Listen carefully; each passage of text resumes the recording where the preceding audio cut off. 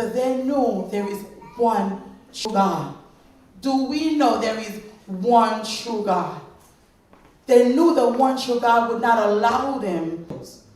And they knew they have to remain faithful to their master. So when music sound, the sound happened, they knew even if God didn't take them through, they know they are followers. They told him, I don't care what you do to me, I will not bow down to you. Remember, trusting God, we see how much we trust God is in the midst of our situation. When they were about to, put them in the fury fire, they could have said, no, we'll bow down. We would have never known this story had they bowed down and make things easier for themselves. But they took the hard way because they know God comes through when you have nobody else. They know when God comes through when the fires are raging and you have no one else to come through for you. That's when God makes his appearance. So when they threw them in the fury fire, God came through. They put 3 men in, there were 4 in there because God never leaves his children on their own. In your situation, God will never leave you by yourself if your trust is in him. If he's the one you rely on, if you're confident that he can bring you through, he can bring you through.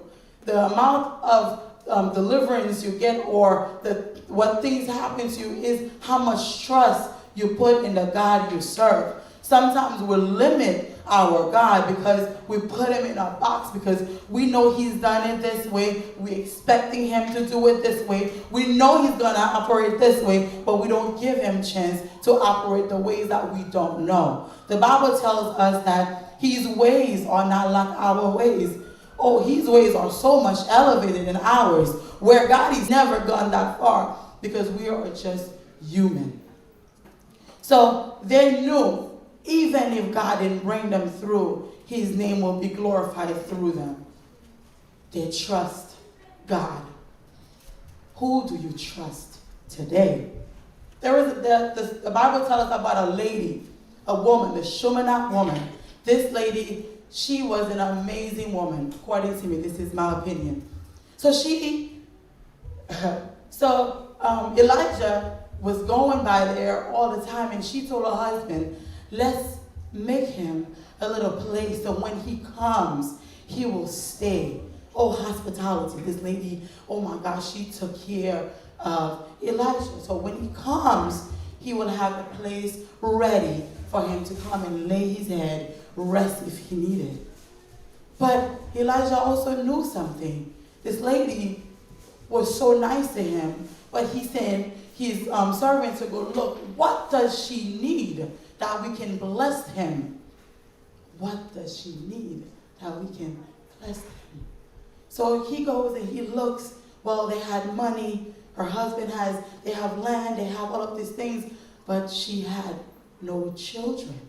So he goes back and tells them they have no kids. So he prophesied that you will have a child. Sure enough, it happened. She had a son. A little while later, the son dies. God made me a promise, but the child dies. Isn't God enough to bring this child to adulthood? Why did my child die? But the lady understand the test. Sometimes when we're going through situations, we don't understand it's a test. Because if we understand it's a test, we are being graded, you'll do better when you know it's a test. So she says to her husband, I need to go find where the prophet is. And he says, is everything okay? She said, all is well. All is well. My child is dead, laid up in the home that I prepared for the prophet, but all is well. How is it all is well when my kid is dead? My heart would have been raging because as a parent, you don't want any harm to come to your child. But her kid is dead, but all is well. That it makes sense, but God is awesome. So she saddled her donkey and took her servants with her, and they're going to find a prophet. They get there. The servant came and said, "What do you want? What do you want?" "I need who I need. I don't need the servant.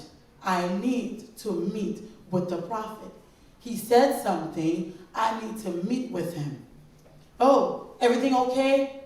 "All is well." And she goes to find him. She gets to him and says, "I need you to come because the child that you prophesied that I would have is gone." I don't think it was so much the Elijah. It was the trust that she had in the word of the man of God.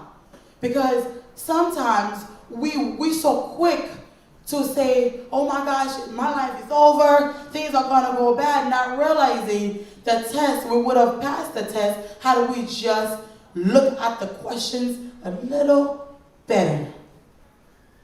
My children at work, my kids are all special needs. And when I tell them when they're about to have a test, all hell breaks loose in the classroom. I will tell them a week before, "Don't forget, Monday we're having a test." "All right, Miss St. Jean." Tuesday comes, "Next Monday we're having a test." "Okay, Miss St. Jean." Wednesday comes, I say the same thing. I become a broken record. Monday comes, and then I put on the board, "Test," the word "test," threw them all off. Before I know it, tables are flipping, chairs are flipping, because it's a test. This is sometimes the way we act. Sometimes we act like, we're so good, and the test comes, we're like, ugh. We just wrap ourselves because we can't stand the fire. The test is hard. The questions are hard. If we look a little closer, the answers are there. Because if you just put your trust in who he is. So he goes and he laid on the child, put his mouth on the child, his nose on the child, and the child regained life. The child became alive again. She passed the test. All is well. My kid is dead. All is well. I don't want to talk to you, servant. I need the man of God. All is well. If this will be our reaction as children of God, what is happening in this world today would be as if it's nothing, because with God, all is well. But we go crazy because we say we trust God with our mouth, but our actions says otherwise. When the way we act says otherwise. So if we trust God, like I had a friend and she says, I'm at peace. I said, "That's good for you. You're at peace." And then she said, "Oh my gosh, I'm at peace, but I don't want this to happen. I don't want this to happen. I don't want this to happen." "But you just told me you are at peace." When God gives peace, the Bible says he gives peace like no other. This peace surpasses understanding of man. When you say you have peace, whatever is happening in this world would not bother you. I'm not telling you not to wash your hands. I'm not telling you not to clean. I'm not telling you not to put food in your house. But it would not affect you the way the world is being affected if your trust is in God.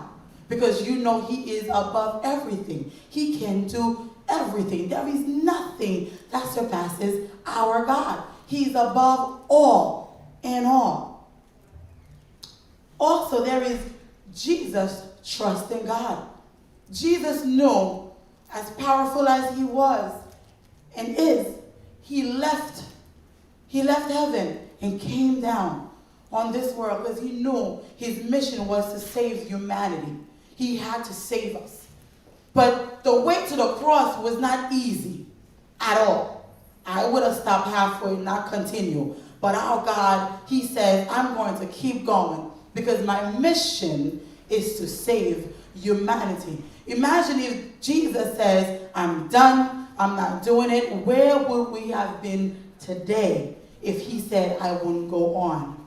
but he trusts that God will bring him through. So he's on his way to Golgotha. The cross was heavy. And he would say, if it is your will, right? But if it is your will, let your will be done. This should be our mindset as Christian. I want to get out of this situation. It is too much for me. I don't want to sit and think about it. It is too great for me.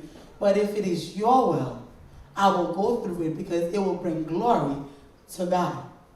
I said something to please us. Someone says, why?